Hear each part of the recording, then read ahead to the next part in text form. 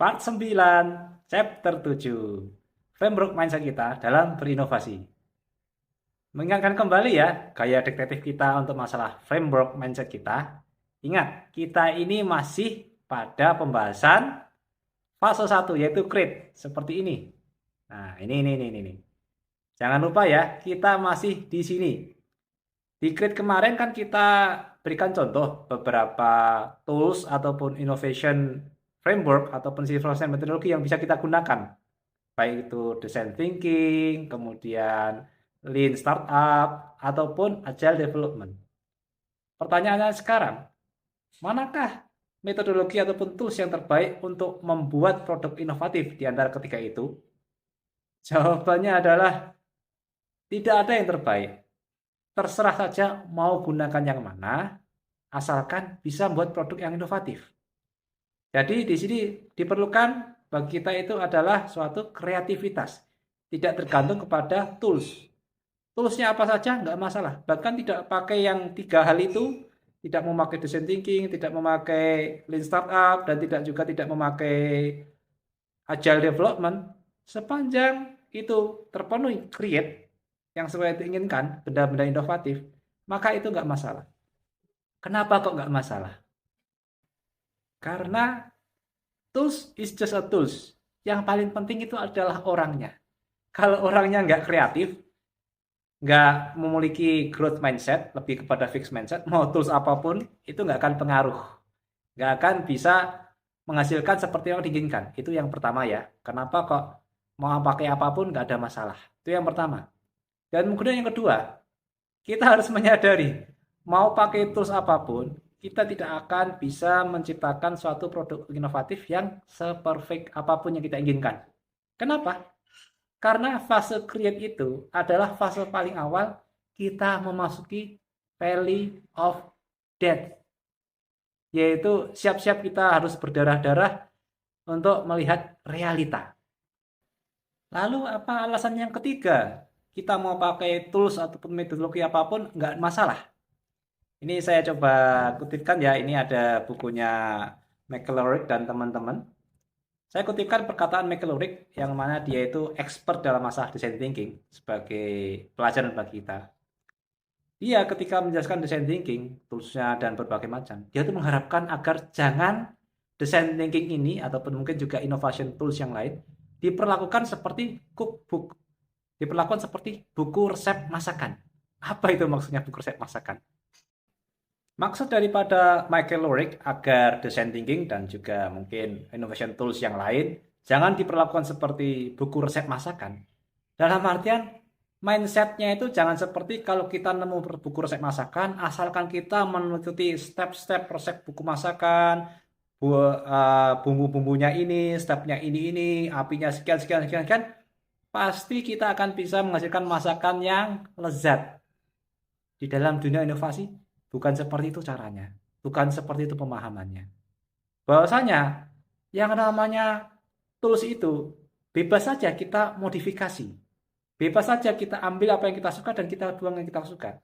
Kalau bahasanya McElroy itu ada 3. Either you love it or you live it. Nah ini kayaknya nggak cocok bagi aku. Atau you modify it. Maka daripada itu, kalau kita lihat metodologi innovation tools, baik itu design thinking ataupun mungkin agile development, itu banyak variasinya kalau kita mau belajar lagi. Step-stepnya dirubah-rubah itu nggak ada masalah.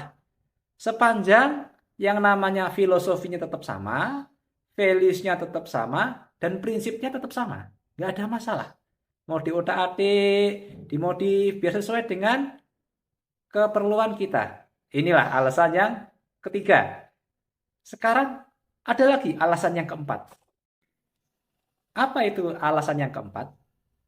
Saya kutip perkataan seorang ahli kungfu Baji Quan, atau 8 mata angin kalau bahasa Indonesianya, namanya Lie Shobun. Dia berkata, janganlah kamu takut kepada orang yang menguasai banyak jurus. Tapi takutlah kamu kepada orang yang menguasai satu jurus tapi mendalam. Sehingga banyaknya innovation tools itu tidak akan memberikan suatu value bagi kita sepanjang kita tidak mendalami satu dulu paling tidak. Satu dulu yang kita benar-benar menguasai, tahu value-nya, tahu filosofinya, dan tahu prinsipnya. Maka jangan takut dengan orang-orang yang dia tahu ini, tapi tidak mendalam. Inilah yang makanya disebut alasan yang keempat. Masalah tools itu is just a tools. Tergantung orangnya. Mendalam nggak dia dalam memahaminya. Sekarang alasan kelima, kenapa tools is just a tools. Dalam artian jangan perlakukan seperti buku resep masakan, yang mana ini gaya-gayanya orang yang memiliki fixed mindset, orang-orang yang kurang kreativitasnya. Yaitu bahwasanya gunakan tools dan metodologi sesuai dengan keperluan kita saja. Tidak terlalu berlebihan dan juga tidak terlalu kurangan. Bagaimana itu maksudnya? Maksud daripada gunakan seperlunya itu mengacu kepada 3 kaidah. Yaitu 1, jikalau problemnya itu memang kompleks, problem inovasi yang ingin kita pecahkan itu memang kompleks, maka secara umum juga akan membutuhkan solusi yang kompleks. Jadi problem yang kompleks membutuhkan solusi yang kompleks. Maka untuk ini gunakanlah tools sebanyak-banyaknya sesuai dengan yang Anda inginkan agar kompleksivitas daripada problem yang Anda hadapi itu bisa terpecahkan. Bisa terpuaskan. Itu yang pertama. Kemudian yang kedua, kalau ternyata problemnya, masalahnya itu simple, maka dia hanya membutuhkan solusi yang simple saja. Nggak perlu kita sampai overkill. Kadang kita hanya gunakan satu tool saja untuk dari suatu innovation tools, nggak perlu sampai full scale, sudah beres, ya sudah, itu saja cukup. Jadi kalau problemnya simple, maka itu akan membutuhkan solution yang simple juga. Itu yang kedua. Kemudian kaidah yang ketiga, ini kaidah yang paling sulit ini, hanya ahlinya ahli, core of the core biasanya yang bisa seperti ini.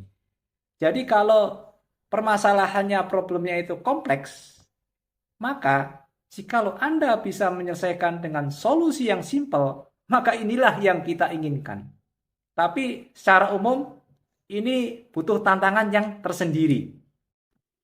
Jadi dari kalau problemnya kompleks, butuh solusi yang kompleks, kalau problemnya itu simple, butuh solusi yang simple, dan jikalau problemnya itu kompleks, kalau kita kreatif banget, kita bisa menyelesaikan dengan solusi yang simple, maka ada hal yang perlu kita waspadai, yaitu apa? Jangan sampai problemnya itu sebenarnya simple, tetapi kita terlalu pusing, terlalu kompleks dalam memberikan solusinya. Ini sudah nggak ini nggak kreatif lagi namanya. Inovasinya ya mungkin terjadi, tetapi value-nya kurang. Ini yang harus kita waspadai. Sehingga berbalik kepada 5 alasan kenapa tools is just a tools, yang penting itu adalah orangnya. Maka tidak mengapa jikalau kita akan menggabung-gabungkan juga daripada berbagai macam tools yang ada. Sebagaimana contoh yang di atas ini. Ini digabungkan 3 hal ini. Bahkan bagus ini. Satu adalah design thinking, lean startup, dan agile sendiri.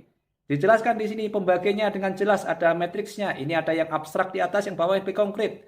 Ini yang bagian untuk masalah problem space, customer problem, dan di sini adalah yang bagian daripada customer solution yang diharapkan.